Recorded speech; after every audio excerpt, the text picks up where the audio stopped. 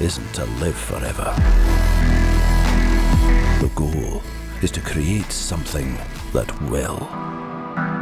Welcome to Perspective, a podcast for wedding creatives, where we sit down with special guests and talk about our many years of experience in the wedding industry so you can learn from us and grow your wedding business. Hello, I'm Simon. And I'm Greg. Together we are Cinemate Films, two Scottish-based wedding filmmakers who love nothing more than drinking coffee and talking shop with others in the wedding industry. And we've teamed up with Photography Farm to bring you 6 special episodes in anticipation of Thrive Brighton, 22nd, 23rd of October at the Leonardo Royal Hotel. This podcast is sponsored by PickTime, but I'll get onto that a little bit later in the show. Greg! Yes. Who are we talking to today? We are talking to Tracy Jade Photography. Hello, Tracy. Hello. Great to be here. Yes, it's finally, after all those technical hiccups, we're 20 minutes late. Yes, what you don't see is the 10 minutes of buffering and troubleshooting. Oh, it was truly a panic just to make sure you're about to record your 2-hour-long podcast and everything's working. How are you today? Yeah, how are you doing? I'm great. It's what time is it here in Rochester, New York? About 10:30. We're like 5 hours behind you guys, right? Yeah. Ish. Yeah. Sounds about right. It's 3:20 here, so yeah.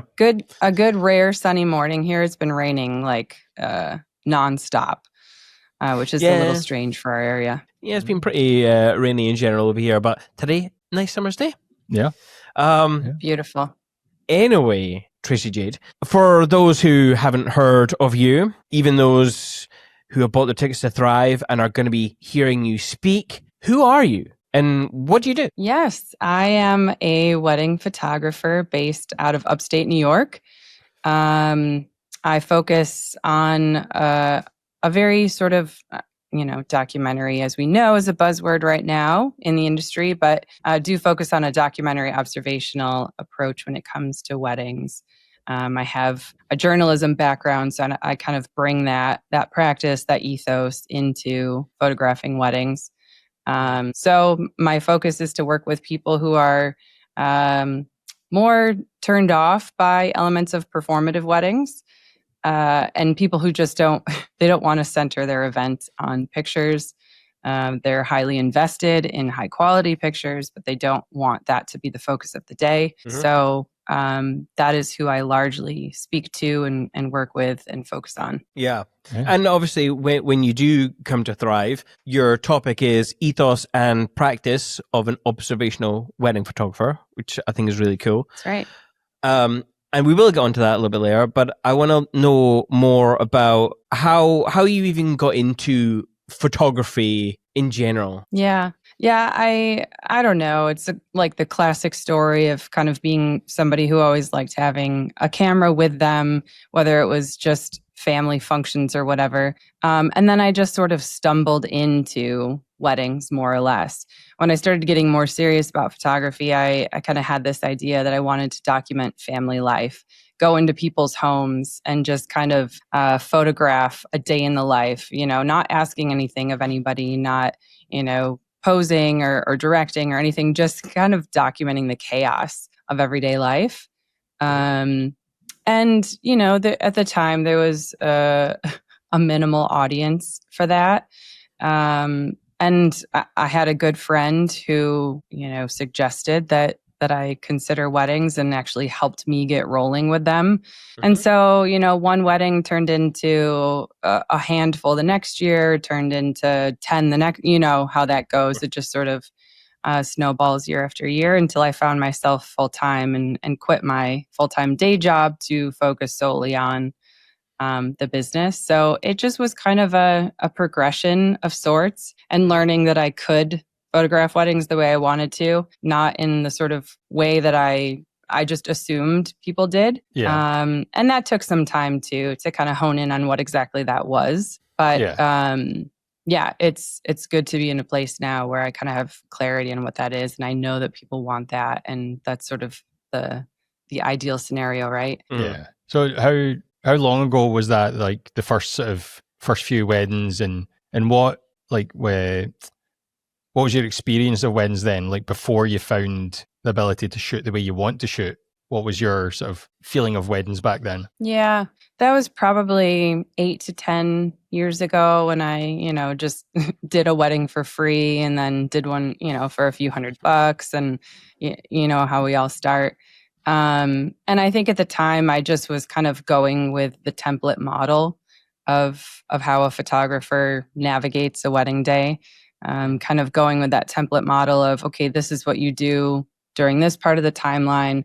These are the poses you would typically do. Maybe these are the prompts that you might typically say to people. So just was kind of following that formula that I'd either observed other photographers doing if I was second shooting with one, or just kind of what I was seeing in the industry, just kind of floating through and just kind of learning about weddings in general as I was kind of plopping myself in this photographer role. And then over time, you learn where those formulaic things serve your clients, where they don't serve you or serve your clients. You get more clarity on your own unique style and approach as you go, as the years go on. So I think I really did start with sort of the cliche kind of formula. This is how a wedding goes. This is what you take pictures of at a wedding. And it just kind of developed from there.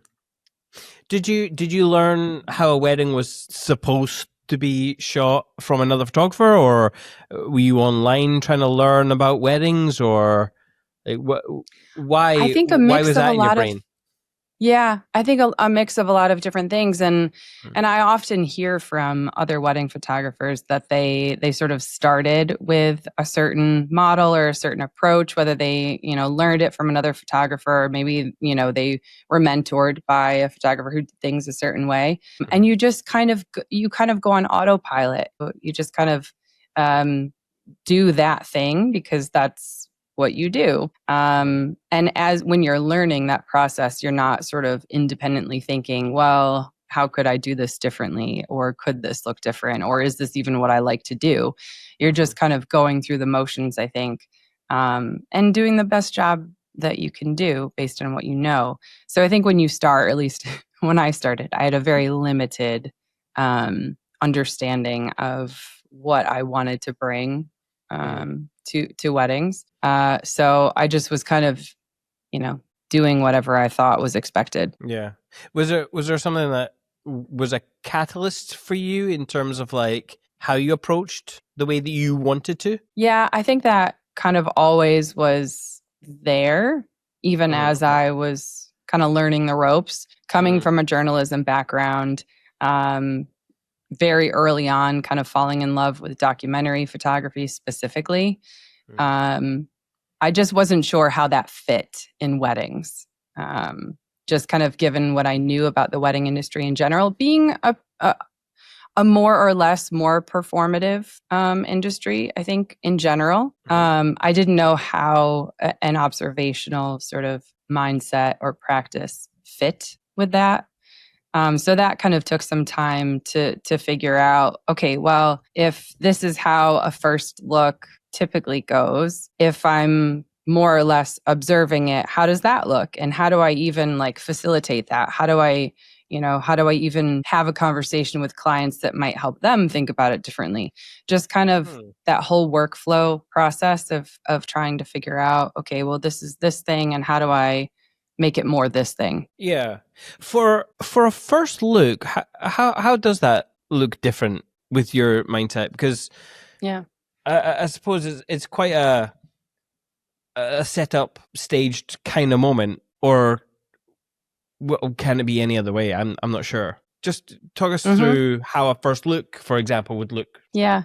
Traditionally, I think it has sort of turned into this staged, directed part of the day, and I think some clients do genuinely appreciate that structure, and enjoy participating in that approach, but not everybody does. So the people I work with are kind of turned off by the notion of one partner standing somewhere and waiting, facing away, another partner coming up, the classic tap on the shoulder, turn around.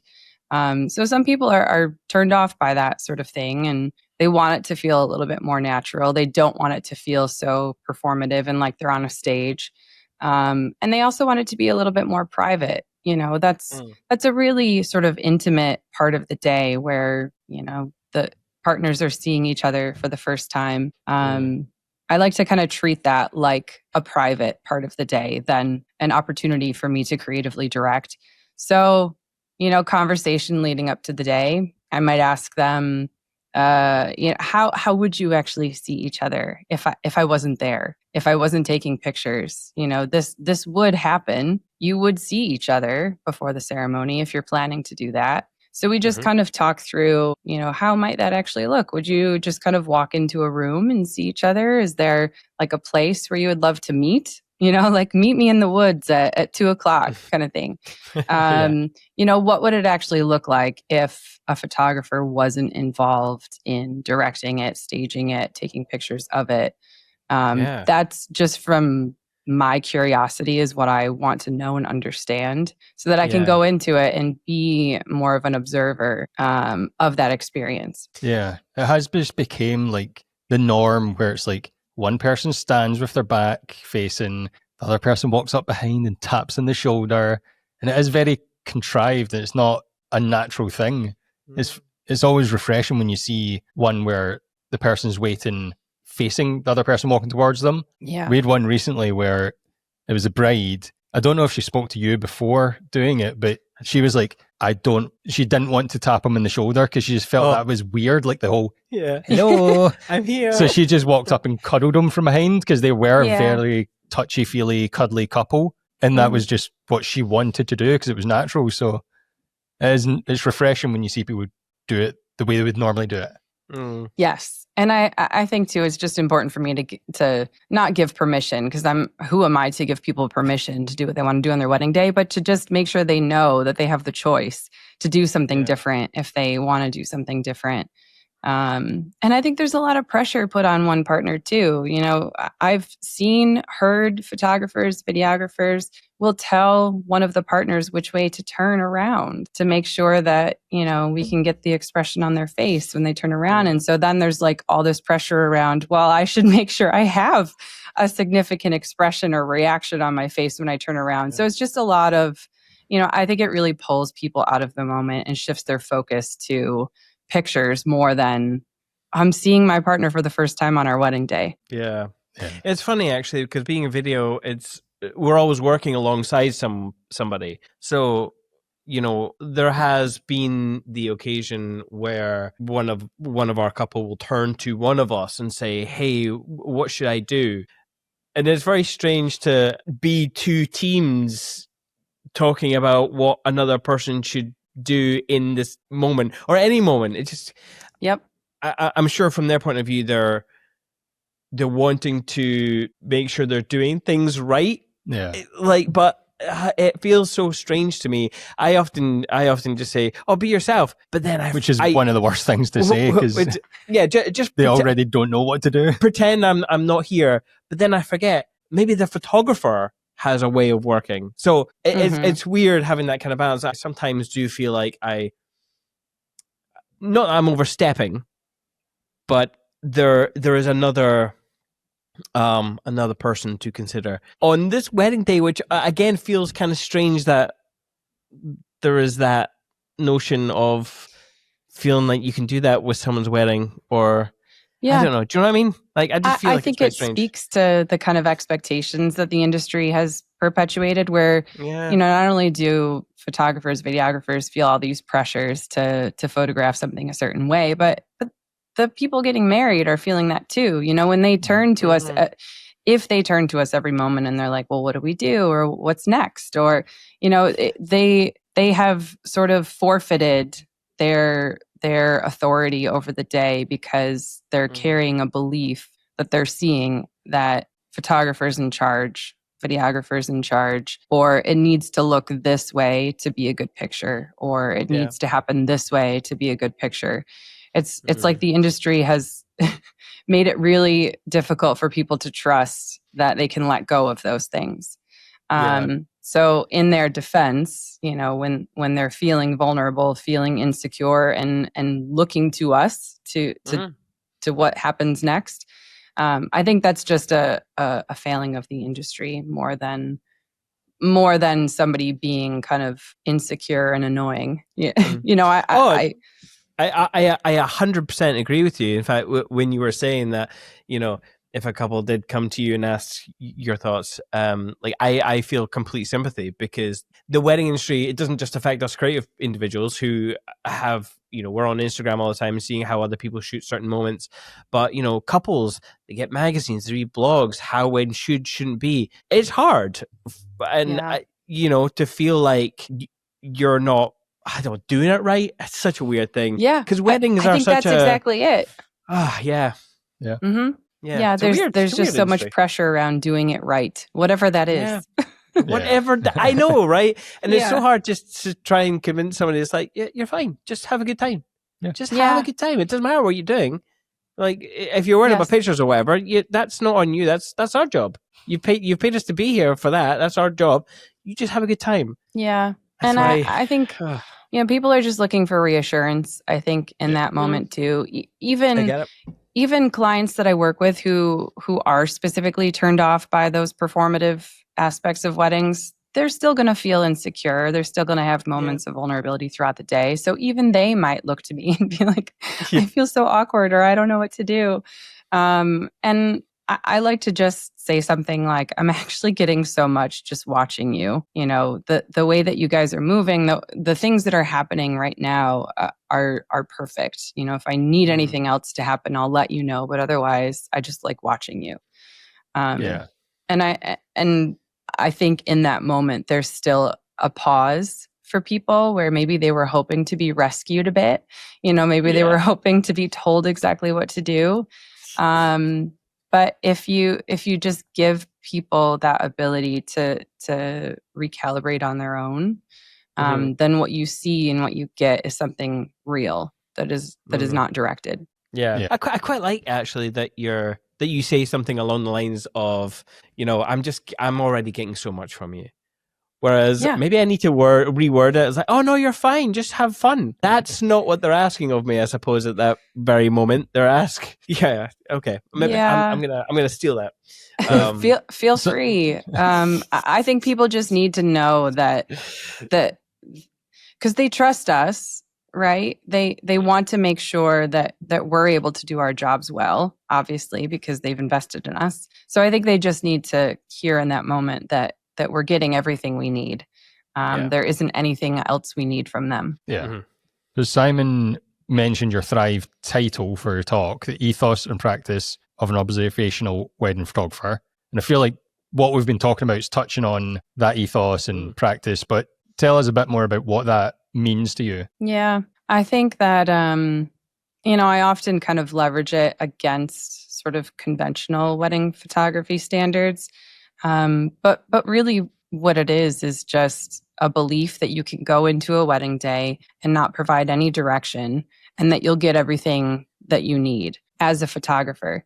That whatever is happening in the room, even if it's not like the classically visually stunning, or if it's not like the classically energetic room where people are visibly joyful and all of that, that there are still things of value there, and that it's not the responsibility of or at least my belief is it's not my responsibility to kind of direct it to be a certain way, but it's my responsibility to kind of position myself in a way that really shows what's happening in the space in a flattering way, in a positive light. That it's sort of up to me to figure out, well, where am I going to stand, and what tool am I going to use, and what am I going to focus on, and what am I seeing here that has value. It's just that sort of mindset of just believing that the space will give you whatever you need in that moment, and there isn't anything you need from it. Well, so you said that you said something about like you get what you need. And I was thinking, as a photographer, what is it we need from the wedding? But is there anything? Tears, Greg. Tears. We need people crying and being in love. Yeah. Right. You've done this for 15 years. You don't know the wedding. No, I'm just kidding. Yeah, like tons of PDA, like I hear it all the time that I want to work with people who just love on each other all the time. And I think that's a certain kind of couple, but not everybody's like that. And real life is that not everybody is even comfortable like showing or expressing those sort of affections in front of virtual strangers. So it's just it's working with whatever is presented to you in that space, in that moment. If it's, crappy lighting, whatever, you make it work. You figure out, like, is there any good light? Where is it? Where is it coming from? How can I position myself against it or with it? It's all of those tools of a photographer that you're sort of taking on yourself. And not sort of asking the room or the space or the people to facilitate it for you. Well, that's okay. That's kind of interesting because I think a lot of people would tend to have a soft guiding hand on the day, especially when it comes to light. Because I know for like a lot of the times it's like moment and lighting kind of work hand in hand. What are you really just entering a room and not guiding anything? Like, say, what's the famous one? Bridal preps. There's a big window, but nothing's happening. Are you saying that you wouldn't softly mention to go by the window? No, absolutely not. Okay. Yep. Absolutely not. You would, Okay. You would move yourself around to maximize Yeah. the light for your purpose. Yeah. Yeah. Okay. I generally believe that most people don't enjoy getting dressed in front of an open window. What? You don't? I love it. It's great. My neighbors, however. Terrible, maybe terrible. some people do. But I think on the whole, Hang on. Do you watch Friends? Do you watch Friends? Did you ever watch Friends? Of course, who hasn't? You know the neighbor next door, Across the way. across the way, Yeah. the naked guy. I actually have one of those in my in the house next door. Really? Like genuinely, lovely Polish guy, but he's just when I come back from weddings, he's got his room light on and he's just walking around completely naked. Wow. I know it's late at night. I can see you, man. I can see you. Good for him. Yeah. Anyway, that was a bit of a side note. Sorry. I would say he's probably an outlier. Yeah, in the general population. Yeah. I mean, if you were to shoot his wedding, push him towards the window. He will love it. Yeah, maybe he would love to have a camera in the room at that part of the day. But I think most people in their everyday lives, they're not getting dressed in front of a big open window. They're getting dressed in privacy where they feel comfortable, where they feel modest. Wherever that starts to happen, wherever, somebody starts getting their dress on, it is fine. It is truly fine. Because I would rather see how that unfolds because there's something real happening there. Maybe mom is helping, maybe best friend is helping, maybe sister is helping. And it just kind of unfolds on its own. If I were to kind of in the middle of that say, oh, hold on, guys, can you pause and just kind of shuffle over to the window here? That completely pulls people out of the moment. And then it changes. And then what you're seeing is no longer, sister helping sister get her wedding dress on. What you're seeing then is, okay, well, a performance of sorts is needed here because she needed me to move to the window. So now I'm going to be a little more self-conscious of how we do this because I want to make sure we do it right for the picture. You're not seeing what's real anymore. You're seeing something affected by direction. Yeah. That's okay. This is I'm loving this conversation. This is really interesting because I don't know one single photographer who takes that approach, and I think that's really valuable to hear. I do wonder, again, going back to that idea of what a wedding should be to other people. Like I have seen mothers being very standoffish, and feeling the need again to ask for permission to go over to her daughter. What would your approach be when you have other awkward family members there, not just the couple, but like, because they have expectations as well. So how do you balance your approach to what they feel or do? Yeah, that's a great question. And I think for me, a lot of it it's sort of based in conversations I have with my clients before the wedding. So my goal is to kind of understand what my clients' intentions and priorities are for each part of the day. So so that, in a moment, if mom is feeling hesitant, or maybe she has some of her own ideas on how it should go, I can kind of respond rooted in that conversation I had with my clients, where I know for a fact that they want to do it this way, that it's really important to them to do it this way.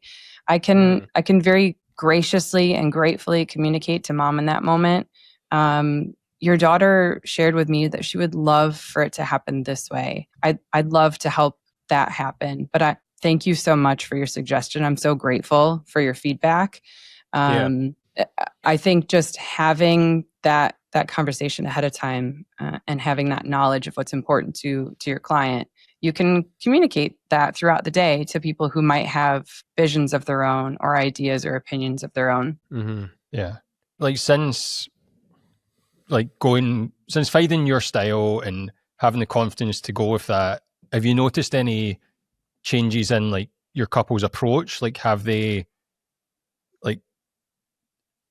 do they have that sort of same ethos going into the wedding day before even talking to you? Or do you have to sort of encourage them a bit more? Yeah. So people are coming to me with those beliefs already. And that's something that has been important to me too. I think people want what they want, and who am I to tell them what they should want? If a client is coming to me and has different ideas about how they want the day photographed, maybe they really value high curation, and a heavy focus on aesthetic throughout the day. Who am I to say, no, that's not important, you should do it this way, and try to educate them and send them a guide and tell them all about how they should value this observational approach. That's, I don't think that's benefiting either side. So, people are choosing to work with me because we share those beliefs. And so when it comes to the day, I'll often hear people say things like, no, just keep it candid, or no, we're not going to do that. Or, I'll even hear friends of the couple say to other people, just keep it candid, stay in the moment. And it just warms my little heart to hear those things. Because it's echoing the things that I try to be vocal about, so that people know where I'm coming from. Yeah, you know what? It's kind of refreshing. It's very refreshing to hear you say all these things in a world where social media has created this need for people to recreate moments or do it for the gram. Yeah. Is that? I heard your fatigue just there. Because I'm seeing it and I'm thinking, I do some of these things as well, and I have a vision of what a wedding is or could be, or if people have this idea of traditions, I'm very I'm not against traditions, I appreciate them, but I'm very much if you want to celebrate your wedding, you make it whatever it needs to be. The industry does a very bad job of telling people what it should be or shouldn't be, or even if there is a shouldn't be. So it's very nuanced. It's getting to little trigger points in my thinking of what it is, which I find quite interesting. Yeah. How often do you work with a video team or another creative? Because I know content creators are there as well. Yeah, I would say probably most weddings I'm working with either a videographer or other sort of content professional, or both. I think it is more rare that I'm just the photographer there with no other media team. Yeah, okay. And how is working alongside another videographer? I'll probably say more general to content creators, because I think content creators are just full on candid, right? they're just documenting behind the scenes. I know it's probably shifting, so who knows if that statement is still true. But I know videographers yeah, it does change fast. I know videographers like to have little flurries of control here or there to get certain clips. Yeah. How's your approach there? Is there any butting heads or? And I mean, like, in the best way. I don't mean you like fighting without boxing gloves or whatever. No fist fights, yeah. Or maybe you no do. throwing elbows. Just sharp glares. Yeah. Yeah. Annoyed looks. No, I think it's important, whoever your clients have hired, you have to be a professional and work positively with people. And it's really not that difficult. If, let's say, maybe maybe I know there's a bit of a differing approach between myself and a videographer who I know is on the team. I've in the past pulled together a video call with myself, videographer, and the clients, just so we can all kind of get on the same page with the timeline, what the clients want from each part of the timeline, so that, for example, when we come to the first look, if videographer kind of went into the day with some ideas on how they might want that to go, then we can kind of root it back to the conversation we all had with the clients. To say, oh, okay, well, we know, they just want to meet in this room. They want to keep it really private. They want to keep it really quiet. They don't want to be directed. They just want to be present and be in the moment.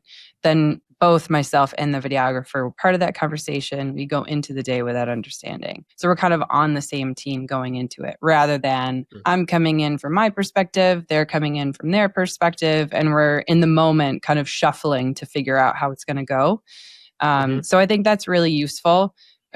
Whoever it happens to be, whether it's a planner or whomever, to have a conversation ahead of the day to just get everybody on the same page. Yeah. Do you have a favorite other creative that you like to work alongside, or is it always different? Like specifically, or just like someone other than a videographer, or? I meant specifically like a name of another creative. Yeah, like, let's see. Daniel does some really great work, or Daniel. Daniel. Let's see. Well, Olive and Rye is a videography team who is local to upstate New York, and I've worked with them a couple times, and very sort of bringing the mindset that whatever happens, that they don't need to impose a specific thing on any specific moment, and I always appreciate that, because it's it's kind of where I'm coming from. I think people that kind of go into it with that mindset are just a joy to work with, because we understand each other, we understand what we're each looking for, and it just makes it maybe a little more seamless. And it's cool. It's always nice to work with people who share your beliefs around the work, right? Yes. Yeah, 100%. It makes the day a lot easier, a lot more fun. A lot more fun. Yeah. Hey, I'm Ashley from With Jack. I'm one of the sponsors of the Perspective podcast. With Jack helps to keep photographers in business by supporting them financially and legally if they have problems with a client or they make a mistake in their work. We've all had that fear of our CF card or our hard drive failing and losing important photos. You can find out more at withjack.co.uk. Head over there and find out how we can help you be a confident creative. It's funny that you said that you'd work a lot with videographers, because we've spoken to a few who are like, oh, it's maybe 50% max. I'm like, what? That's crazy. And it's just you. I'd say that's maybe more of the European ones, though. Oh, it might be. It might be. I think Americans that could be. More often than not have video. I think that's probably true. Mm-hmm. Yeah, but that must be such a lonely job. I'm sorry out there, photographers, if you're lacking a video pal. So we talked about like how your couples value things on the day and your approach. Have you noticed any trends once you've delivered, presumably an online gallery? Have you noticed any trends in what the couples value at that point? That would be different than kind of what my understanding was going into it. Do you mean? Yeah, and maybe in particular, like what images they're favoriting and downloading more? Like, is there any unexpected trends that you're seeing? I don't think so. It's always interesting.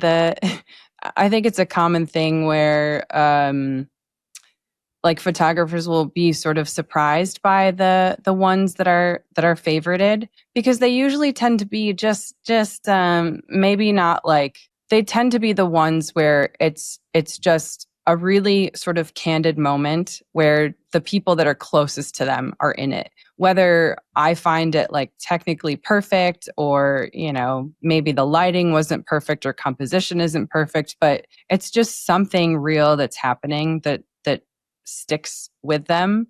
And so I think the things that people are drawn to and the pictures that people go back to are not always the ones that are like the front and center portfolio shots. You know, I think people are looking for faces they love. They're looking for actual memories. They want to feel what it felt like to have that hug from that friend that they hadn't seen in years. You know, just those kinds of things that I think people go back to more than some other things that might end up on social media, or, you know, a front page of a website, or things like that. Just everyday memories. Interesting. You know, so you're the second Thrive speaker that we've spoken to. The first one was Jeff at the apartment photo, and he said the exact same thing. Yeah. That, you know, couples, you'd be surprised at how many couples are liking the photos that they're not in. Yeah. And that there's too much of a focus on the couple. And I'm actually recalling a conversation that we had as well with a potential couple, and they said, hey, there's a lot of your couples in the film, but we want to make sure there's loads of guests and stuff. And so there is a lot of that in our work. My thing is, I find it very hard to justify putting other people's faces online. You know, like it's one or two shots. I don't think anyone will notice. But for me, the couples are the focus because they're the ones that hired us. And so I feel comfortable putting their image out into the world if they're okay with that. But other people, like, never will I put children in the video that goes online, you know, other guests, just, so it's a hard one to balance. Do you find that hard to balance? I've heard that come up before, and I think I think that's just a very personal decision for each photographer to make, and what ultimately feels right for them. I do have language in my contract that the clients give a release for portrayal of themselves and their guests.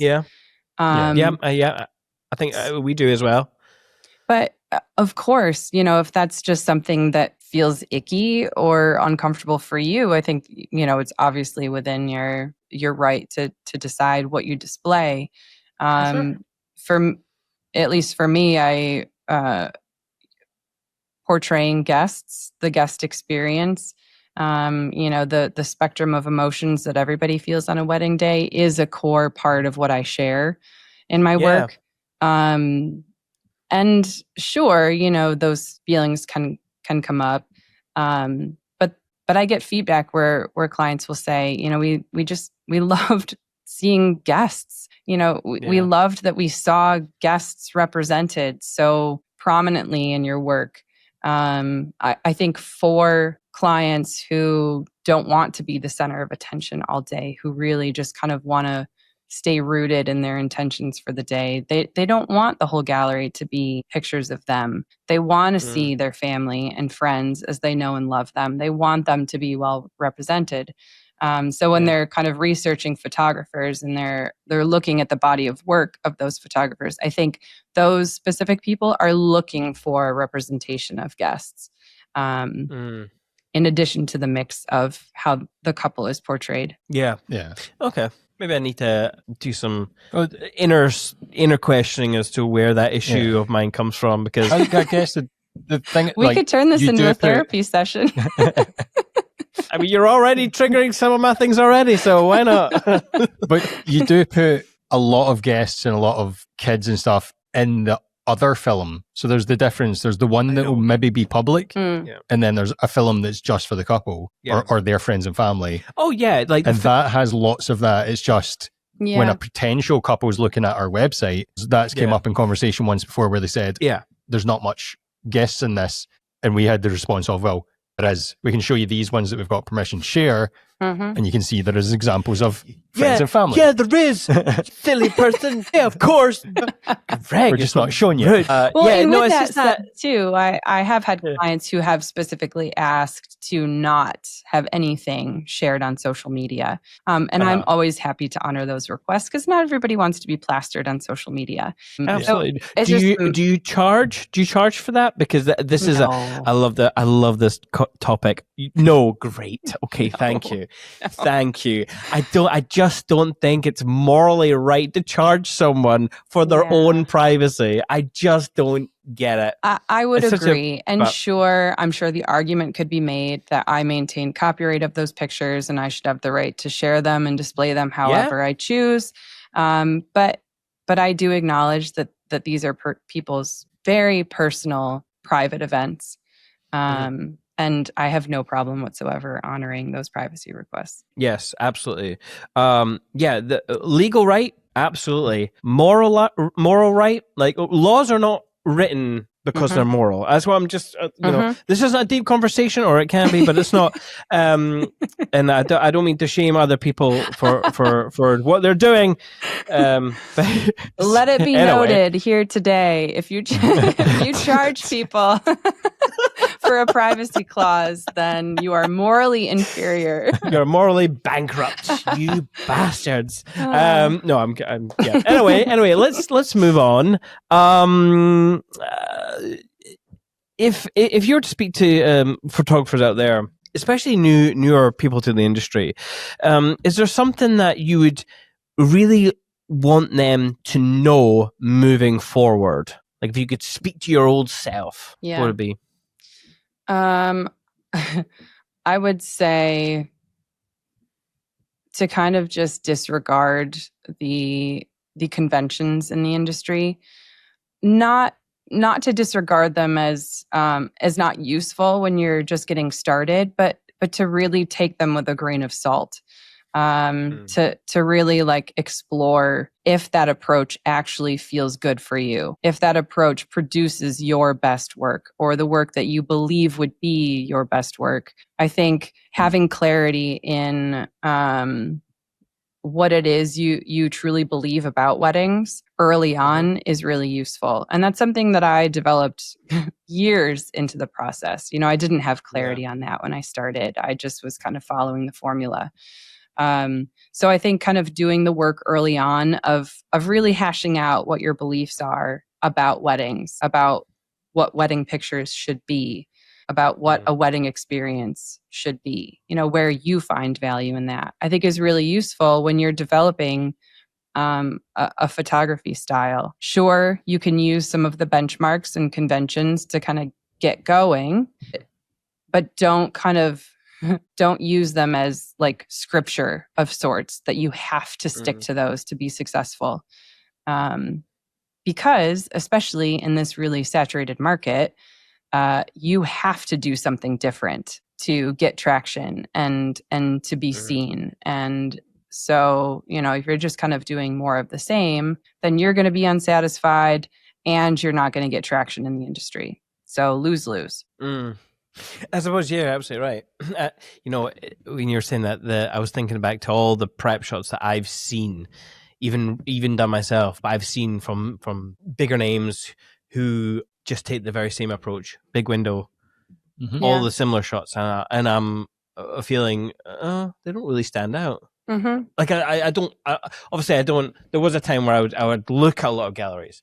I don't tend to do that anymore. And I don't know if it's just because I'm jaded because we're all doing the same thing, but we color things differently, so it looks different.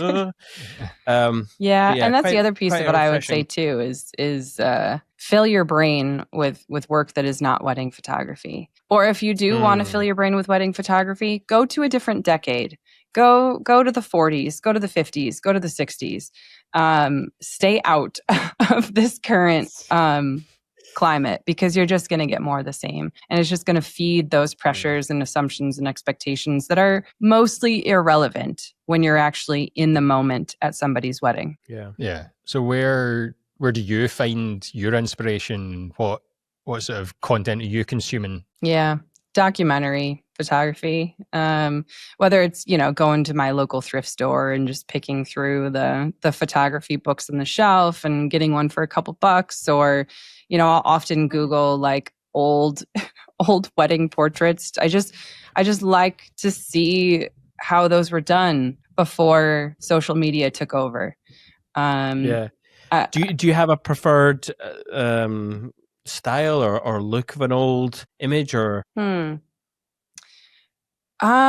That's it. Yeah, I mean, that would maybe be hard to fine tune, but the ones that I'm most drawn to are ones where I know there was no direction, which is interesting because I think it's difficult to tell that with kind of modern wedding photography, where there is a focus on everything being candid and effortless and natural. But for your average client, I think it's very difficult for them to look at a picture, let's say, of a couple where they look candid, they look effortless, but there might have been specific direction from the photographer there. There might have been a specific prompt, or, something. There might have been a specific approach to get to that result.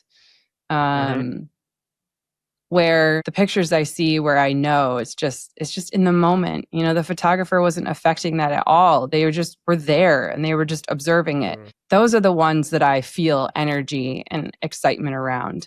The ones that are grounding for me.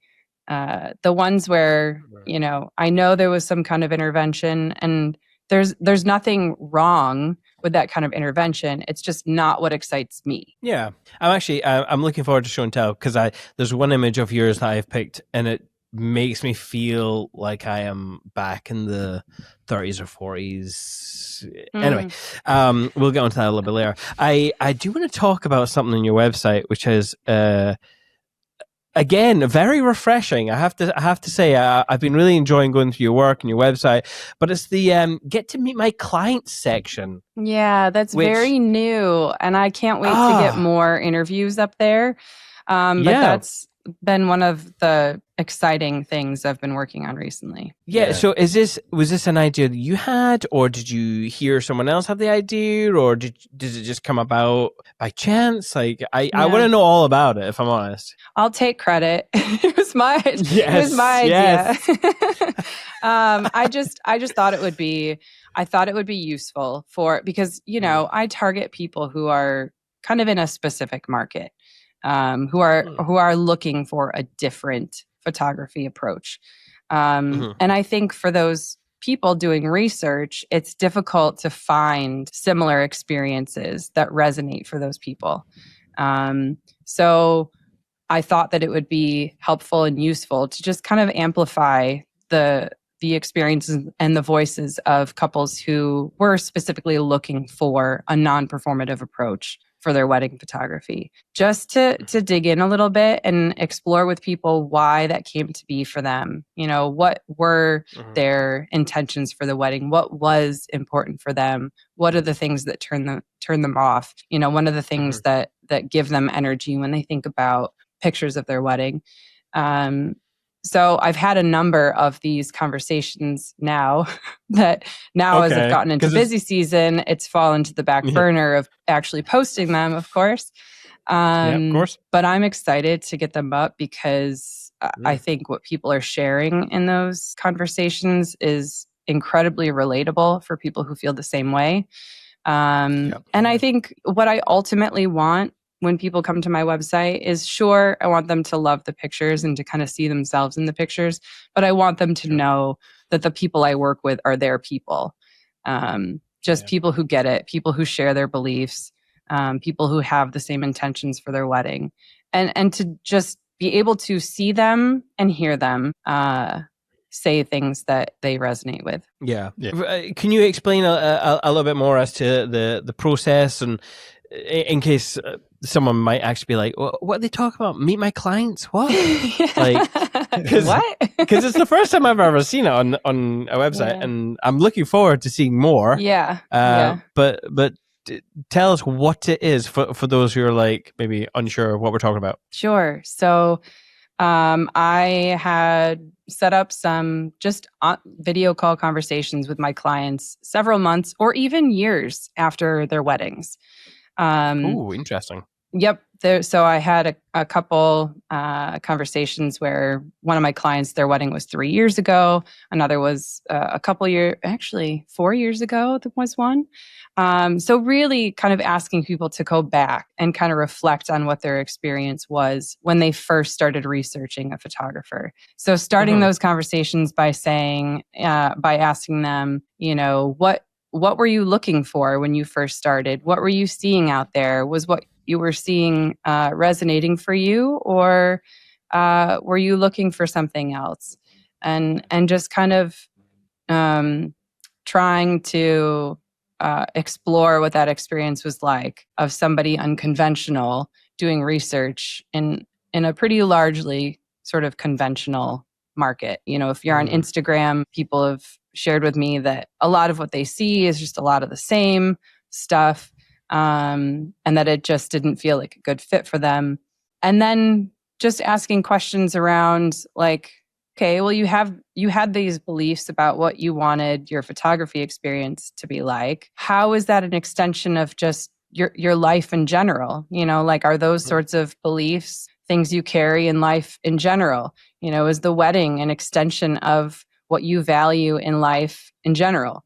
And that's the case. People don't like make sharp pivots when they plan their wedding. They're bringing themselves into it. They're bringing their beliefs and values into it. So I really just wanted those conversations to be a place where someone who's maybe feeling a little disillusioned by the research process to see these conversations and feel, what a relief. Like, they get it. This photographer seems to get it. Even if they don't end up working with me, for them to know that there is an option for them that is a good fit. Yeah. I like how the way you just display it all in the post as well, where it's broken up into small chunks and it's easily digestible for couples. Like, if they're on the website, they're not clicking and going, oh my God, there's a 6-minute documentary here. Like, it's nice and that's something bite size. I was kind of back and forth on that, if I should post larger chunks, but ultimately that is exactly it, that people just don't have the attention span. So, including like a little quote excerpt from that little excerpt. So even if people don't click on the video, they can still see like a little clip from it. So I'm excited to get more of those out. I have a question. What was it that made them change seats? Grace and Teo? Yeah.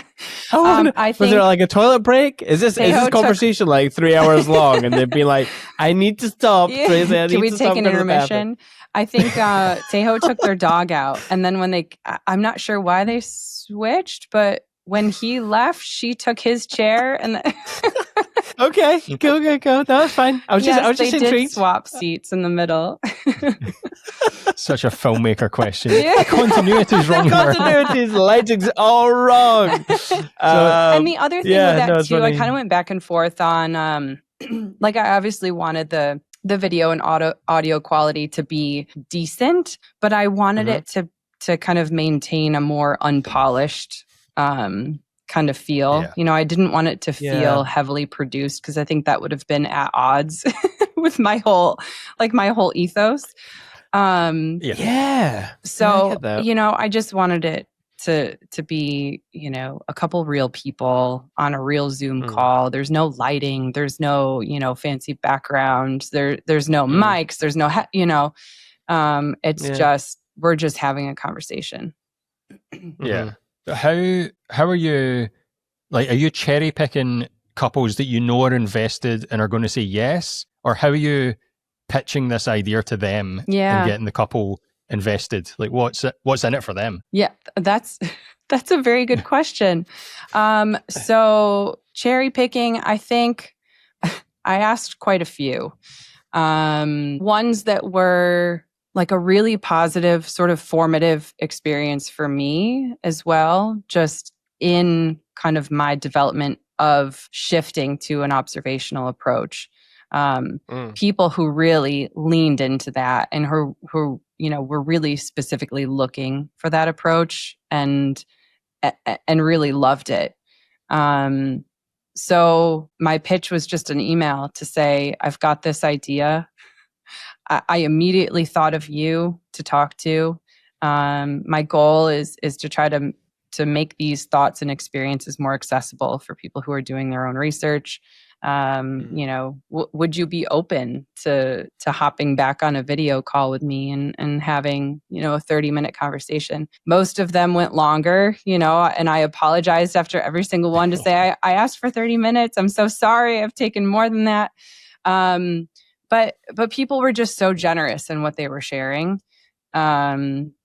So yeah, I mean, now you're sort of relighting this fire for me to get these up because, I've been editing and traveling and doing that, and it's just kind of fallen to the back burner. But I am really, truly excited to get more of them up. Yeah. And I'm looking forward to you getting them up because they're good. They're fun to watch. The couples must love being able to go back to their wedding day. Like they've had that peak of the day. Yeah. Then they've got the photos or the video, but then it just sort of dies off and it's like, oh, it's over. So they must love that. Like, oh, we get to talk about this again and go back and relive it again. Yeah. And the one, my one clients who their wedding was 4 years ago, I think 2021. It was that. It was like, it was just fun to go back that far and kind of relive some of those things. And then they would kind of turn the camera and they'd show me like the mural on the wall of, or not mural, but the collage on the wall of pictures from the wedding and other sessions we had done over the years, and just reconnecting with clients beyond, dumping the gallery on them and then never speaking to them again, I think is really valuable. On your website, you have quotes from your clients. Is this through those conversations, or is this emails or Google reviews, or because it's quite nice to, again, I think a lot of time when people think of the word testimonial, that they'll think, right, cool, I want to get this like 200-word chunk of amazing text that can sell my business, and Google review onto the one page on their website, testimonials. Yeah. And I feel like it's so like who's gonna actually sit down and read those?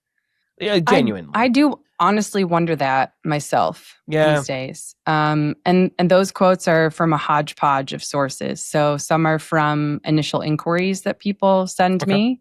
Some are from testimonials, from, Google reviews or just like emails that people might send after they get their gallery, or, in our process of communication leading up to the day. Just kind of a hodgepodge of sources where people say these things. And I'm like, yes, that's exactly it. I want people who come to the website to see those things and immediately feel relief if they've been feeling, pressure to kind of wrangle photography into this box because that's what you do.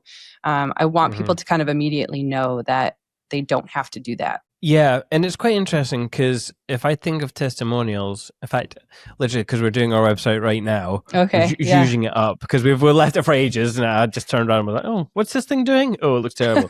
I'm grabbing all the testimonials and stuff, and I quite like just they're like one image and then quite a lot of text, and it's broken throughout the website, so it's not like a page. Yeah. But I do think, am I picking these because it says great things about us? Is that the point?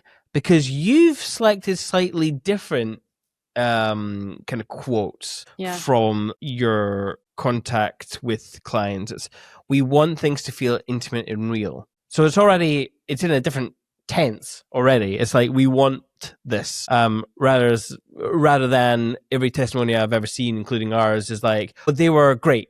They were this, they were that. Right. We wanted this and we got that. This is interesting because you've done it from kind of a different point of view, which I find well, that's quite the tense that people are coming to your site in, right? They're in they're not after the wedding. They're before the wedding. They're thinking about the things they want. They're thinking about what's important to them. They're recognizing the things they don't want, probably.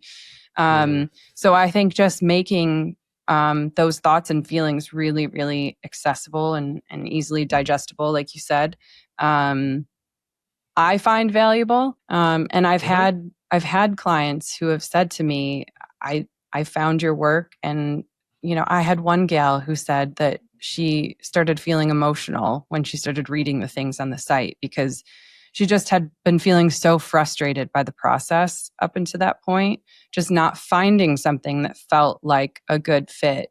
So for someone to see what other people have thought and felt in their own process, I guess I'm more interested in people feeling that when they come to my work than like reading all about how amazing I am. Because I don't know that people can relate to that as much as they can relate to other people's experiences. Yeah. I suppose the idea of testimonials was to build trust, right? I think that's why we have them all on our website, to make sure that we know that, someone's actually gone through the process of working with us and they said this about this and it's good. You can trust us. Yay. Yeah, of course. And I think I have, I think at the bottom of my website, I have one. I was going to say that last one is like, we would hire Tracy 1,001 times, like right at the bottom. But that's right at the bottom. Like obviously your clients have had to go through and I'm sure just like I have read every single one of these. And then boosh, right at the end, that they would hire you right at the end. I think that's just very well put together. It's good storytelling, actually. Like from a storytelling perspective, that's great. And you're not trying too hard to sell yourself, which I think is again refreshing. Yeah, Tracy, you're very refreshing. I have to say, this is a great little conversation. I'm so glad. I'm glad because I get tired of myself sometimes. So don't worry, Greg gets tired of me. That's for sure. We're going to interrupt this podcast to bring you an advertisement for PickTime, our buddies at PickTime. We love PickTime. If you want to elevate your business, PickTime's maybe the way to do it. It's an online gallery delivery service. It's a really good looking one, which is initially how we got into the service. It just looks better than all the other kind of platforms that we personally use. Yeah. We've over time got to know the owners, got to know the people behind it. Lovely people, great support system there as well. There's just so many tools at your fingertips with PickTime, but the marketing and the blogs and the slideshow features. Yeah, there's so much more than just a gallery delivery service. You've got all those things that Simon was talking about. You can create your own blog from it. You can create slideshows. One new feature that I really love is the vendor network. It's where you can use AI to curate a gallery for a specific supplier. So you could use AI to gather all the photos of the flowers and send them to the florist, and they would have that gallery specific just for them. It's kind of a mind-blowing feature. Yeah. And we might as well be taking advantage of AI before the uprising and it starts taking advantage of us. So let's just all bear that in mind. Yeah. And not to mention the built-in store, and that way you can just make more money while also having a nice, aesthetically pretty gallery. Yeah. And if you want to sign up today, you can get a free month if you use Perspective at checkout. Yeah. So if you want to test out for free for a month, go for it. Take your business to the next level with PickTime. Okay, I've lost my point. Where are we, Greg? Where are we on the notes? We have some sort of structure, surely. Off piece. That's okay. It doesn't have to be structured. Exactly. Question Keep it candid. All Keep right, it okay. candid. Well, Stay present. Keep it candid. Yeah. Okay. Well, let's talk about your equipment then, because I'm getting a very filmy vibe from your portfolio. Is it all film? Are you that brave? No, it's not all film. It's a mix. Oh, yep. Okay. Cool. Cool. You could have fooled me. It's a very good balance. What do you typically take to a wedding? Like, what's in your usual average kit bag? Yeah. So on me for a wedding is, okay, you ready? 3 digital bodies, one with a 24 millimeter, one with a 35 millimeter, and one with an 85 millimeter. I also have on me a 35 millimeter film camera and a medium format square format camera, and maybe a toy Holga in there, maybe a little point and shoot, maybe something, something else, whatever I'm feeling that day. But it's a bit much. It is a bit much. So always the photographers who like shoot film who have like loads. Yeah. Like, who was it? There was another couple that we spoke to, and they were like, we just pick up 5 or 6 different toys as we leave the house. Yep. Yeah.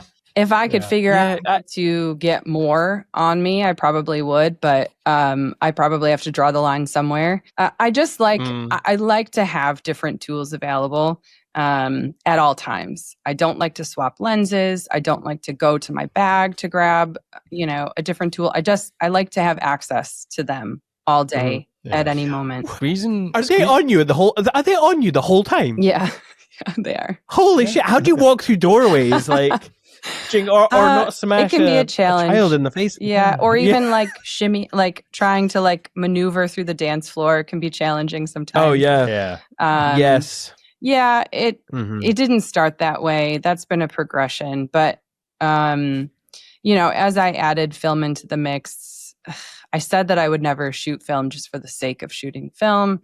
I want to use it as a tool. There are things that film is better for. There are things that digital is better for. And I love having access to both. I don't promise people X number of film photos because I'm not going to, shoot X number of rolls just to say that I shot X number of rolls. If the situation presented itself and would benefit from film, amazing. Let's use film. But there are parts of the day and situations where film is not the best, where digital is more useful and more reliable. So I use both. Yeah.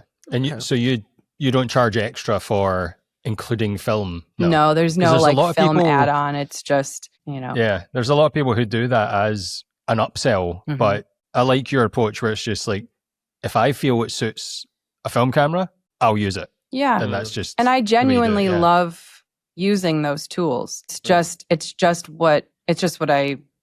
what I do right now. So, no, there's no extra add-on for that. Interesting. How many rolls do you go through on dare I say, a typical wedding? Yeah, let's see. This past weekend was probably, I don't know, maybe 20.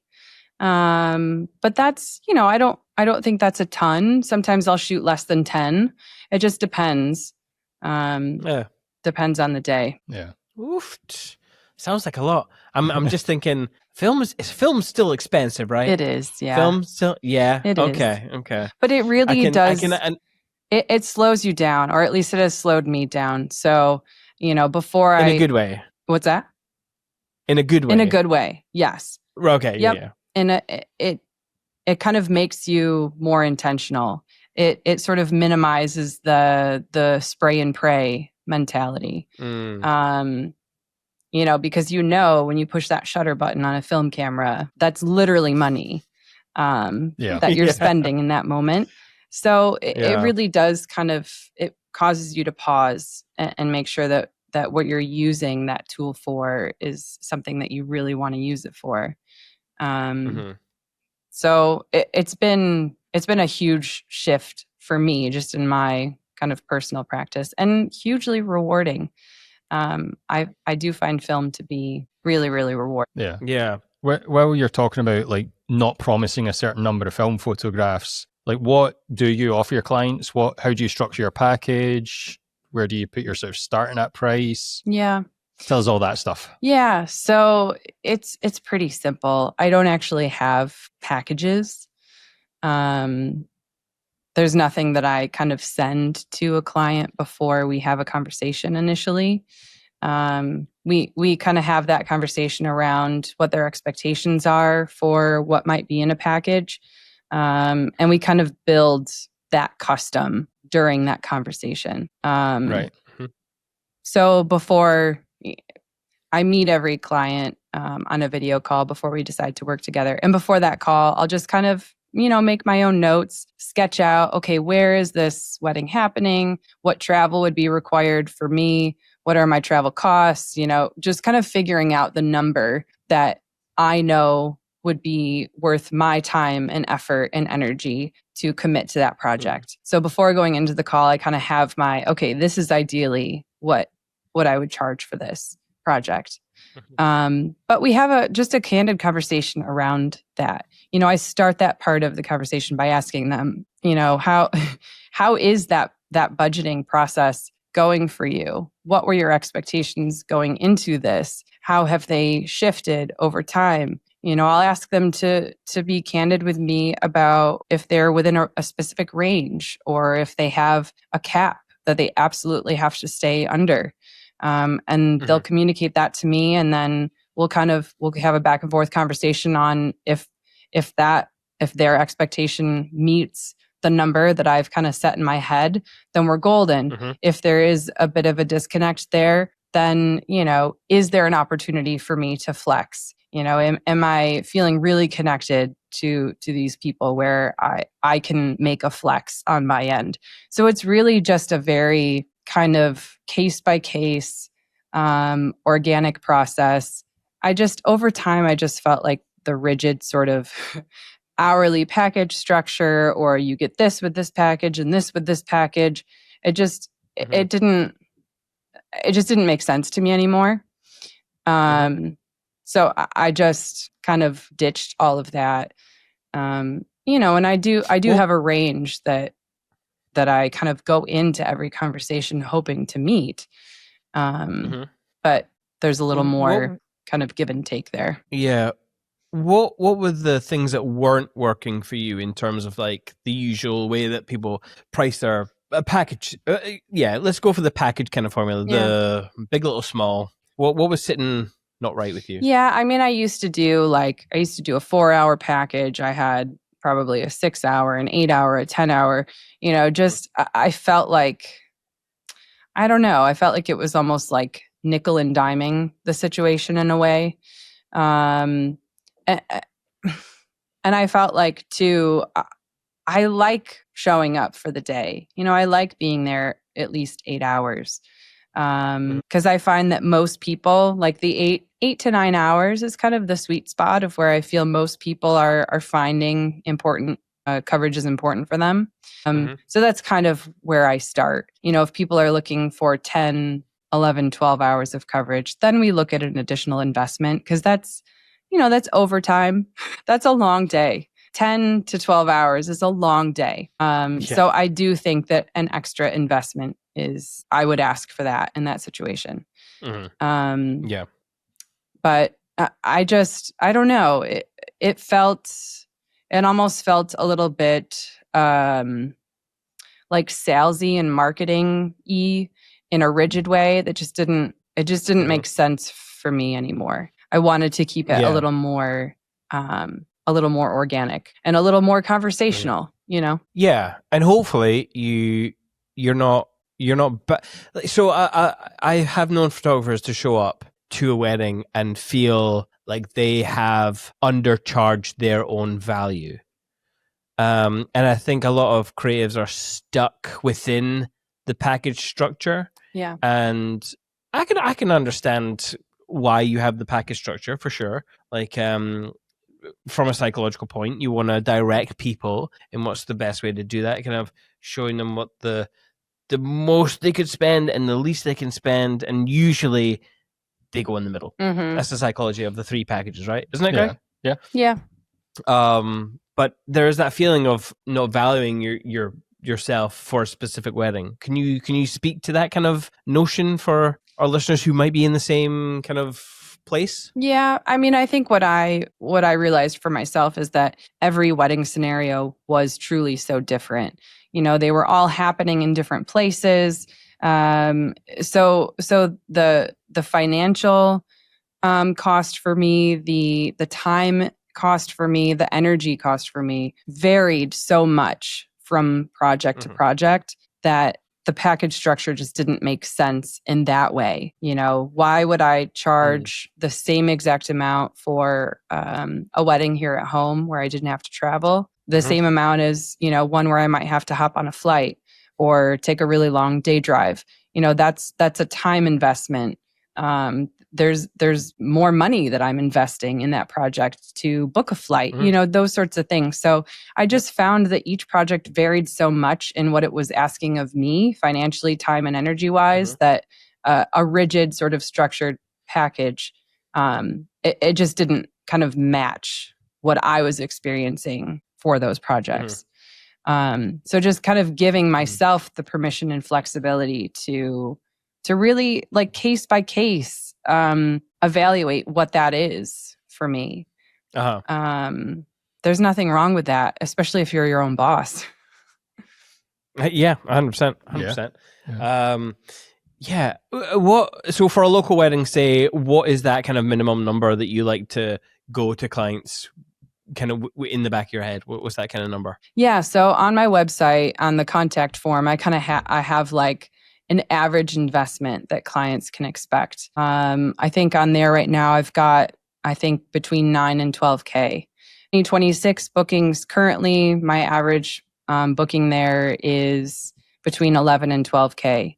So that's kind of where that average investment is living for people right now. And I want that to be visible when people go to reach out to me, because I don't have a formal package structure on the site. I'm not going to send them a formal package structure after they reach out. I want them to know this is kind of the average investment, so you know what to expect. Yeah. And that way, by the time they're on a call with you, they're at least qualified to that point. And then you can talk to them from there. Yeah, absolutely.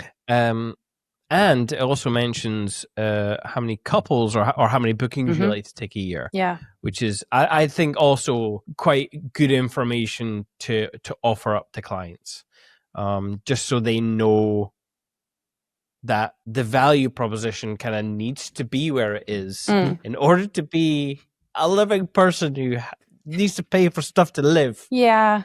And that's just a personal decision of mine to max it out at 15. I know that I do my best work when I'm not running ragged. I think probably most people do their best work when they're not running ragged. And I also understand that I'm not for everybody. You know, I understand that it's a very specific thing.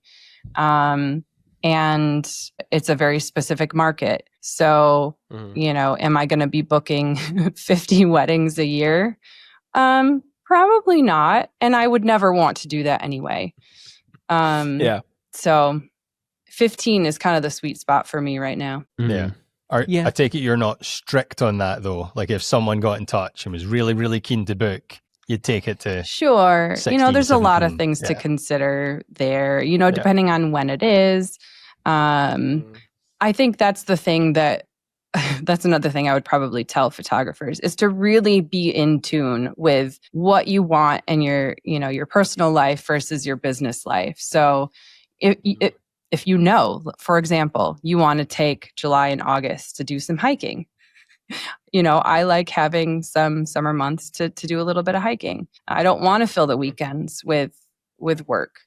I think just having clarity on that balance that you want to have, and kind of pricing yourself accordingly as your own boss, as your own business owner, I think is a sustainable way to be able to do this for a long time. Yeah. There's so many photographers that we'll speak to, and they'll say, "Oh yeah, I was aiming for 30, and I've taken on too many. I'm almost at 40." Yeah. And you're like, well, you're your own boss. Why did you do that? Yep. Exactly. Self to blame. Because all the weddings sound so good for the portfolio, Greg. They've got to make all the monies. Yeah. I get it. Time and sanity are also very valuable. I know. But it's an interesting one, because I think for the longest time we've been sold this notion of the hustle culture, and got to do this and have an exit strategy, and that way you just blitz through your whole life until you get to the end, and then you've got your money and you can retire and you'll be happy. Yeah. I don't know one single creative person who has fulfilled their exit plan and has actually stopped doing what they're doing, or they're happy. I don't know a single person who has done that. Yeah. Or a single creative person who's been able to retire. I don't know. Well, yes, that's true. That might be more rare too. Yeah. I know. We're going to die with a camera in our hands. Just get used to it, folks. Oh, yeah. Yep. I wonder who else out there thinks about, they're counting their gray hairs and they're thinking, how many years do I have left? Yeah. I mean, yeah, we all wonder that. But I think too, like people who book like 40 plus weddings a year, God bless them. Like if that's what they love and that's a really energizing way for them to spend their time and work, amazing. I think sometimes like the industry sees it as a badge of honor for people to have that many bookings. And meanwhile, they might, behind the scenes, they might be truly miserable, like hating life because they're so busy and burned out. Mm-hmm. Yeah. I 100% agree with you there. Mm-hmm. Yeah. Yeah. It's like, do you enjoy this job? Right. Yeah. It's okay if you don't, but it's okay if you don't enjoy this job if you're gonna think about moving out of this job. I think if you're doing something and you're not happy, it's cool to be self-employed and have that be also another badge of honor. Yeah. Like, I don't work for the man. Like, if you're unhappy, it's okay to just not do it anymore. Yeah, or for your own, it happens for your often own life. enough where people do genuinely love the work, but they're burned out because they've taken too much on, or they're working in a way that doesn't align for them personally, and then they end up hating the work and getting out of it, which is unfortunate. Yeah, I 100% agree. I had a thought actually. One part, one. What was that word I just said? One part of a wedding day that photographers always do is the group formals. Mm-hmm. What we didn't ask about your approach to this part of the day, because that is, maybe everyone was listening to you thinking, oh, the couple session and this sort of thing, but the formals are usually where the photographer gets quite heavy-handed in their arrangement of folk. Yeah. Almost to a mathematical degree, because for time constraints, or they just got to get this done, or the couple of wanted all these groups. I've got 20 groups to do. Like, okay, and they're not happy about doing groups. What is your approach to groups? Because that seems to be. Yeah, I do them. Yeah. It's rare that a couple will not want to do family pictures. Whether they're important for them or they're feeling some kind of pressure from family. Most people do family pictures. But I also know how to protect that experience for my clients who I know, are not looking to pose for extended periods of time. I know that their energy is drained in those type of situations. So I can share with them, let's try to keep it to maybe 10 priority groups. If we can keep it to immediate family only, that will help you be able to just move on quickly. Because we all know, the more people are involved in that, the more groups there are, the more chaos and stress it adds. And you can see it on people's faces. You can start to see the fatigue. You see the patience going down. And this is time that's draining from their wedding day. So just, having that conversation with clients to say immediate family only if we can, keep it to 10, we'll get it done in 30 minutes or less. You'll be on your way to cocktail hour.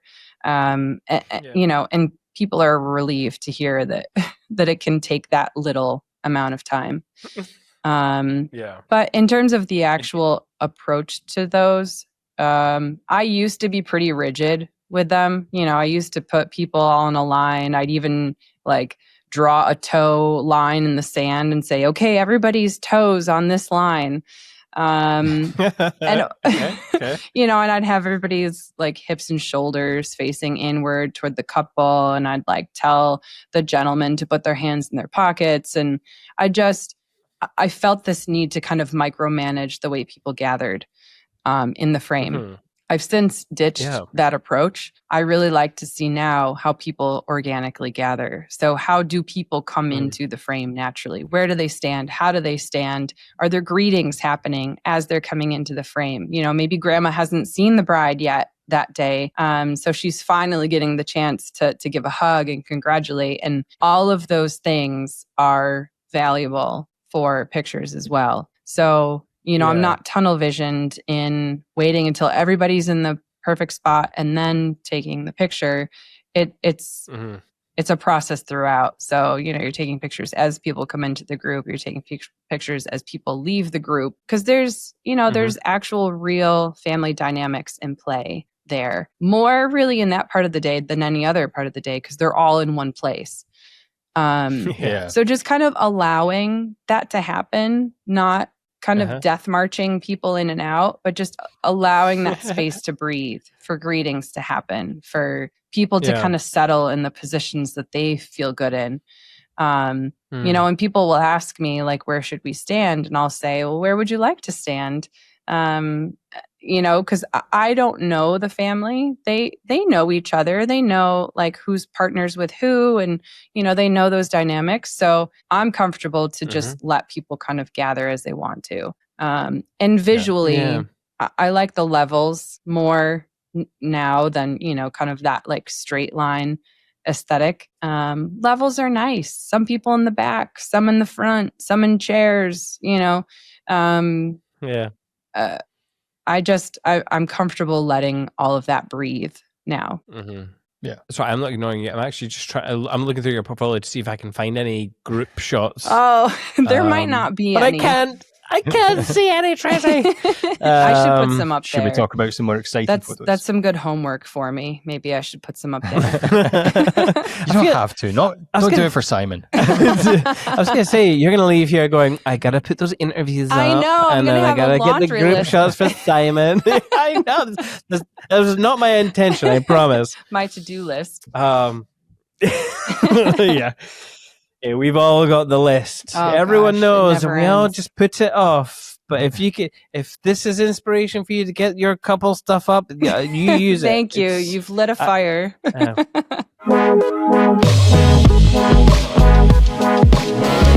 So this is show and tell, where I've picked four of your images. First of all, can you see the TV? I didn't check. Yes, I can. Camera. Okay, cool. Awesome. So this is actually the first image that I was talking about earlier, that kind of old worldly kind of 1930s vibe. Again, the fact that dare I assume, but I do like to assume, quite closely shot. On black and white film, it would appear to me. No film, that's digital. Oh, you son of a bitch. Damn it. Damn it. All right. No more assumptions from me, folks. I love this image. Yeah. It really does feel quite old worldly to me. Yeah. This is one of my personal favorites. Oh, really? Okay. So what tell me what about this image do you like so much? Yeah. Well, I love about just how present they are. I mean, I am truly right there in front of them. I think this was either a 24 millimeter or a 35 millimeter lens that I was using. But I don't even know if they knew that I was there. They just were so in the moment. She had rice all in her hair, and he was, because they had done a rice exit out of the church, and he's trying to like pick the rice out of her hair. And just the way she's looking at him, and it just felt like a really kind of lovely, real, intimate moment that I just had this really special access to, being literally right there in front of them. And this is one of the couples that I interviewed for my Meet the Clients project, and their wedding was a few years ago. So I'm excited to get their interview up. Yeah, that is exciting. That's cool. Yeah. Tell us. Like, Simon mistakenly assumed this was film. Hands photo. up, I did. I'm sorry. Tell us a bit more about your post-production process then. Like, are you trying to mimic film with your digitals? Tell us how you're going about some of that. Surely. Well, I kind of use film colors and tones as a benchmark. I visually I don't know. I appreciate how timeless they are. There's no fakery. We do have some level of control over our film scans, but you do kind of get what you get. And I'm just very inspired and grounded by film tones and color. And I don't know that I'm trying to mimic film in my digital, but I just love the aesthetic of film, and I want everything to look like that. So I would say I'm inspired by my film exposures. And I will sometimes, like in a gallery, I'll kind of toggle between, if I've got a similar film exposure and a digital exposure, I'll toggle between the two just to compare, like, what are the colors doing here in this film scan? What are they doing in the digital file? Just almost for like research purposes too, just to kind of understand the way film behaves versus how digital behaves. I just find it interesting to kind of compare them in that way. So it's kind of just a grounding benchmark for me. Yeah. Don't you dare. Not going anywhere. Don't you dare. Sorry, Greg has this tendency of shutting me down, just moving on to the next image before I finished asking questions. So the thing that made me think about this being a genuine, film image was, your use of grain, kind of almost like there's a softness to it, whether that be from camera motion, which I'm kind of maybe thinking it is with I have to look really, I'm looking right at that white bit of her eye and which direction that blur is going. Yeah. I'm that into this image. I really do like it. You're kind of slanted. What was the other element? Yeah, your depth of field as well. It's not like you're shooting at 1.4.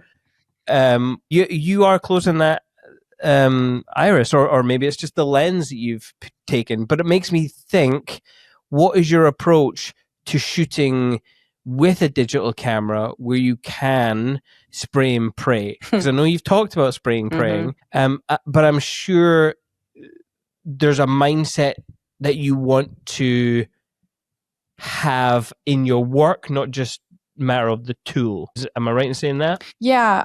Let's see. There's a lot to unpack there. So one thing I kind of... My God, I know.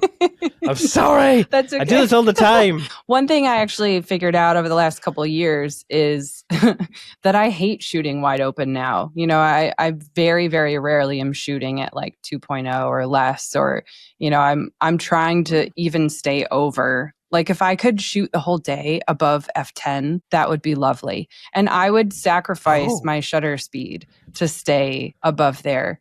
So, I've played around with going 1/50th of a second.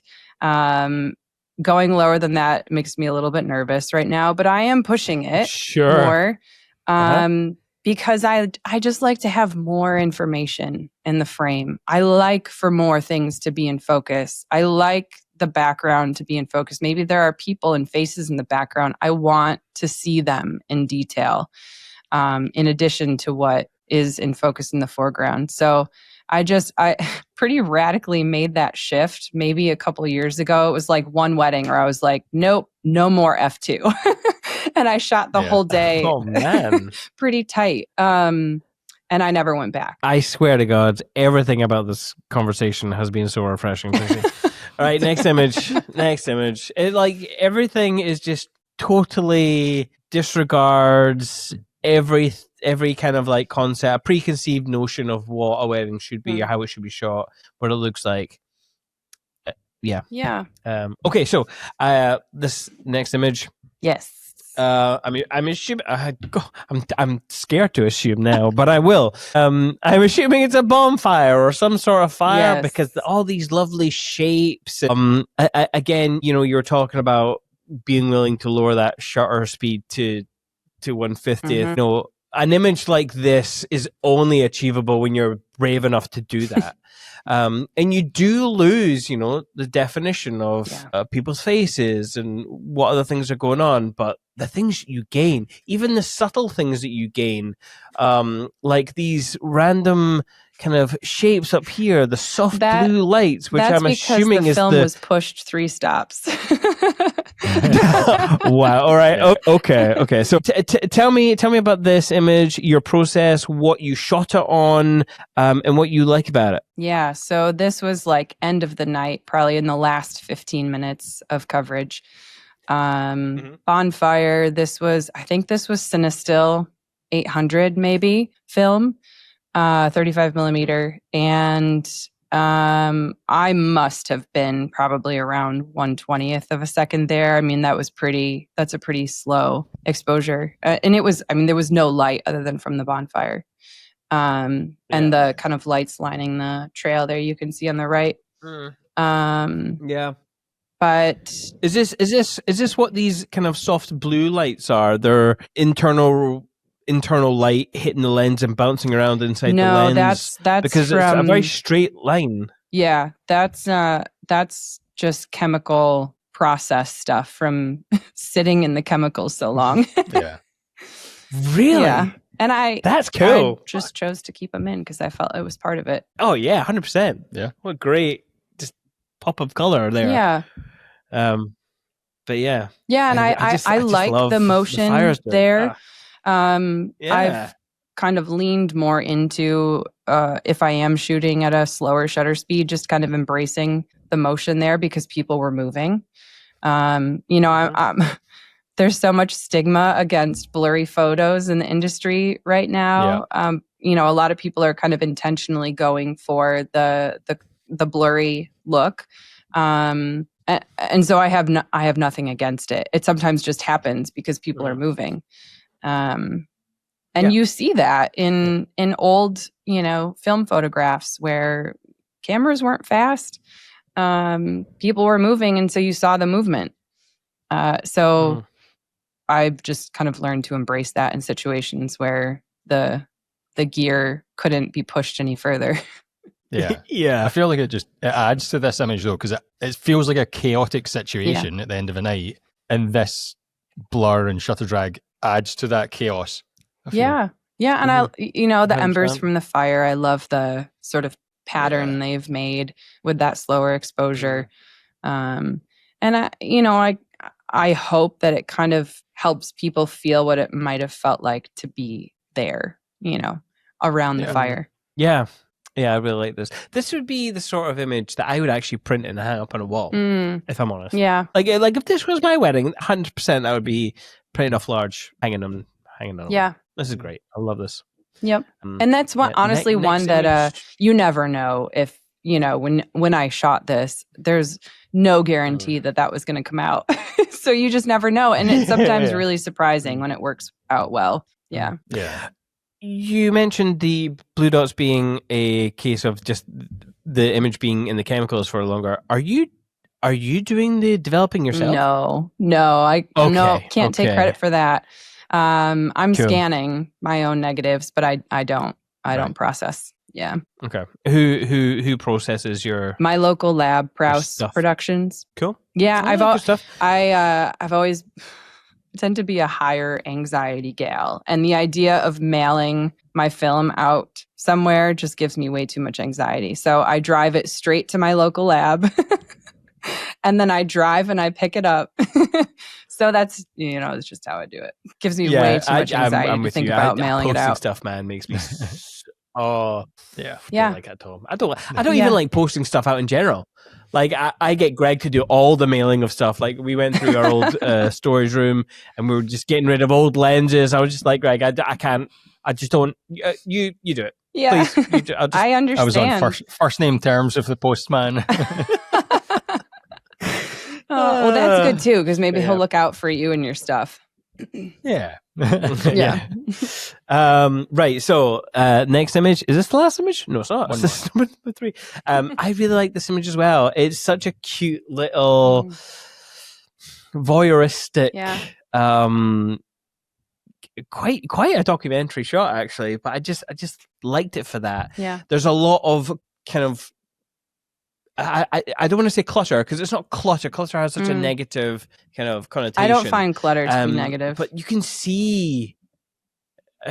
no, I don't either. But there is that... Well, it kind of goes back to like what a wedding is or should be or shouldn't. And a lot of people tend to tidy rooms up and people are very apologetic about there being like, oh, sorry, my pants are on the floor. I'm like, the reality of a wedding day is it's sheer chaos and stuff is everywhere. That's just the way it is. Yeah, I know. I think I want to lean into that more after this conversation. I feel very I'm the type of person to go into corner and be like, big window, or I'm just going to clean it up a bit. Whether or not I'm brave enough to do that, we shall see, Tracy, because I'm probably Report not. Back. But report back. But yeah, so anyway, this image here, I love that you've been able to kind of, I don't know if it's intentional, but it seems that there's this space that's kind of like revealed this couple having a really nice time. And I wasn't sure. I'm thinking it's the actual wedding couple. It here, is, yeah. because there's a woman with an iPhone in the back. That would be interesting to take a picture of a random couple. Kissing. But yeah, it's just a really cute scene with the umbrellas, and it's a little bit rainy, and things are going on. The nice colors. There's a pop of yellow on the table, but there's a nice pop of yellow on this dress as well. I don't know, it just all kind of works. What I love about this picture is just how present everybody is, despite the rain. You know, rain is villainized so much for wedding events, and people get so stressed out. But everybody truly just, they grabbed an umbrella and they carried on. Nothing else really changed. Nobody moved to a different place. Nothing was moved into a sheltered area. They just grabbed an umbrella and just carried on with the evening. And just, being able to see how present people are in those situations is exciting for me as an observational photographer, because just being able to document people who are not worried about how something looks or feels for a picture, that's the good stuff. Yeah. I like it. Next image, Greg. Next image. The last image. We'll see which one I picked because I can't remember. Man, I love this image. Just the way, I mean, obviously it's a nice moment, and you can tell that there's emotions being felt at this very present time, but just the way the light is catching his eyes. Yeah, I mean, he like his tears are perfectly, I mean, that's an example of, I was not telling them where to, there was no influence from a photographer in any way, shape, or form. But this is an example of the kind of magic, that you can get if you're just watching, if you're present and you're paying attention and you're watching and you're positioning yourself. There was nothing I needed to do here other than just be there and take the picture. That was father and son, the groom and his dad. Are you, so with the first image, the black and white one, you mentioned you're quite close. Is this a 35 as well? Yeah. Or but you said you were wider, didn't you? You've got a 28, a 24, 35, and 85 in your bag. So is this a 35? This was a 35, yeah. So again, I was right there. Okay. And again, they're unaware of you. And I think that this is something that I think about a lot, is how can we be in close proximity to people and not affect what's going on? And I think there's a lot about our body language and our behavior over the course of a wedding day that we kind of take for granted. So it's with everything that we do. When we first step into a room in the beginning of the day, are we turning off lights? Are we opening blinds? Are we moving furniture? Are we cleaning up clutter? I always wonder if we do those things, what is it communicating to the people in the room? Is it communicating that I need something specific from them, that the space does have to be altered or changed to be good in pictures? I just kind of always ask myself, what is inadvertently being communicated by my actions and behavior and body language in different parts of the day? So I think, as I've been more aware of that, I think it does kind of give you the ability to be in close proximity to people, and for them to just kind of know and trust based on what they've observed from you up to that point, that you're not going to ask anything of them. That there's no performance required. There's no alteration required for the picture. It's just, you're just there because something is happening, but you're not requesting to change what's happening.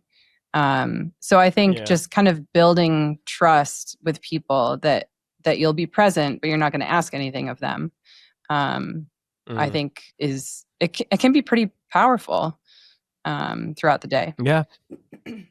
Yeah. I do think a lot of creatives out there can get quite scared to be this close. But I will say, from a person who has been married, when you're in it, you are so more aware of all the things that you're feeling and who you want to be with, rather than how close a photographer is. It really is a weird invisible curtain that kind of Yeah, that's kind presence. of comes over you. But yeah. So just be aware. You might not be noticeable. But then again, you might be very noticeable. I don't know how tall you are. It's a balancing act for sure. Yeah. It is. Yeah. What a wonderful conversation this has been. Thank you, Tracy, for joining us.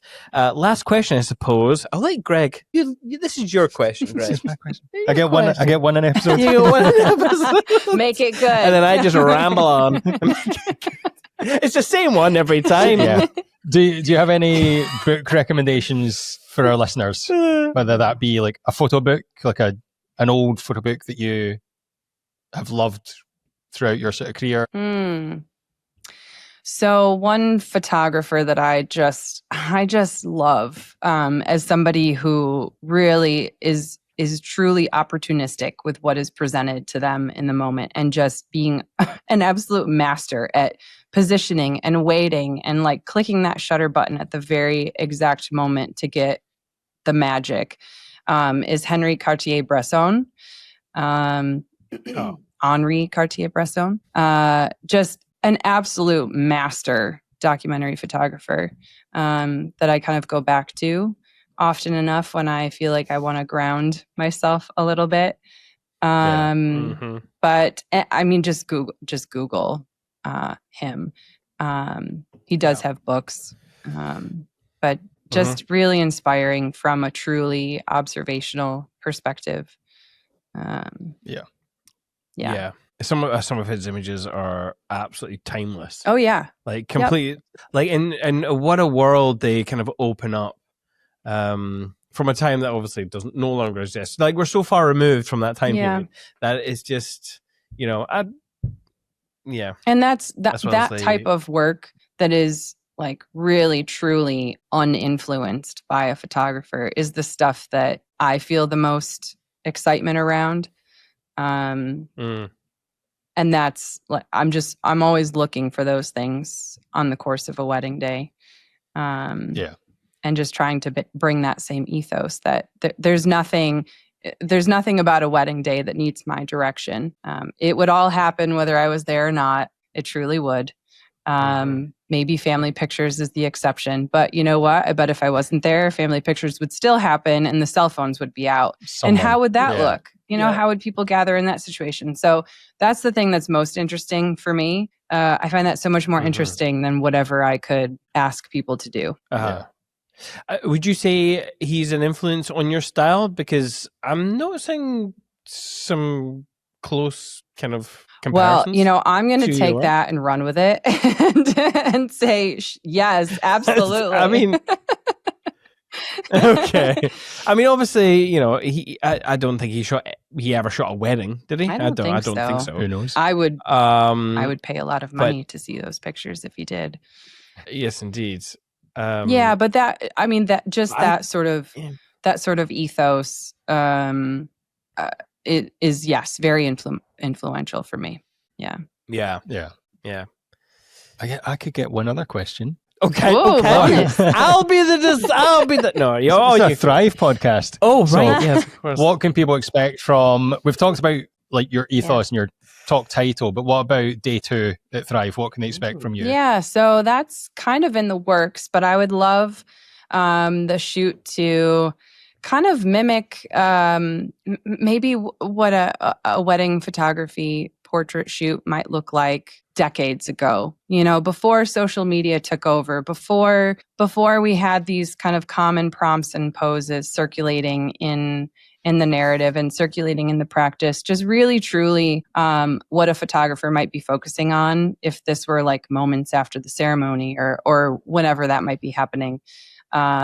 Just really focusing on how we can bring an observational mindset and practice when it's just the three of us, when it's just a photographer and the couple. How do we observe when they might be looking to us for guidance? What does our communication look like? What, how does that actually work? That'll be the focus for that time. Very cool. Yeah, that's awesome. Well, that brings us to the end of the podcast. Tracy, thank you very much for joining us. Thank you for having me. It was fun. Where can people check out your work online? Yes. So website, tracyjadephotography.com, Instagram at Tracy Jade Photo. And that is all I can manage. So you can go to one of those two places. Yeah, but I highly, highly recommend go and check out the website. See what we were talking about with the Meet the Client section, because maybe, it sparked some ideas for us, Yeah, Tracy. cool. We're gonna maybe steal it if you're okay with that. It's funny, like before we had this call, we're like, oh yeah, which couples could we do? And there's the first one, a Canadian couple from like 6 years, like 2019, was that 6 years? Oh, that would be one? cool. At least 6. At least 6 years. At least 6, yeah. I would love to, like, they were so cool to hang out with. And we shot them in Sky, and I think they would be absolutely down for that. Yeah. But just to go back and reminisce 6 years, like, Yeah. the world has totally fucking changed. Yes, it quite literally has. And also, like, you can kind of dig in a little bit and get a little more of their perspective and their research process, and maybe things that they didn't feel comfortable sharing when they were still doing the research, but kind of looking back, it's really interesting to hear more about just where people were coming from when they came to you. Yeah, super interesting. Cool. So yeah, let me know if you do. we'll I'd love to hear how it goes. Yeah, hopefully Riverside will work better for us then. Oh gosh. Anyway, right out. Whatever you did. Good. Yeah, it was Good. great. It was. Sorry Okay, about that. No, you're fine. It's fine. It was Riverside.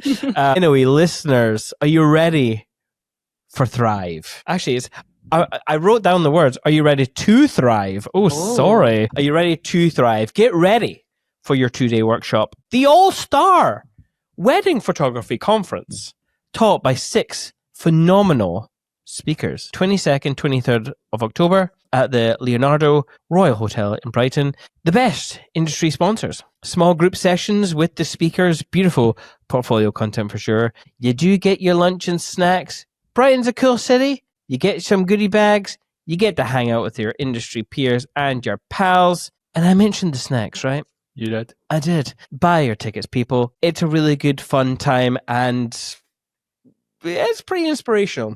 Plus, you can get to chat with Tracy and ask her all the questions. It was good times. Maybe you have some trigger points that you want to deal with. Tracy can speak to you about them, and you can have yourself a therapy session with her too. Anyway, we hope you have enjoyed this. I'm sorry. We hope you have enjoyed this conversation. If you have, please do hit that subscribe button on our YouTubes or wherever you get your podcasts, and hopefully we'll see you in the next one. However, in the meantime, enjoy your Thrive.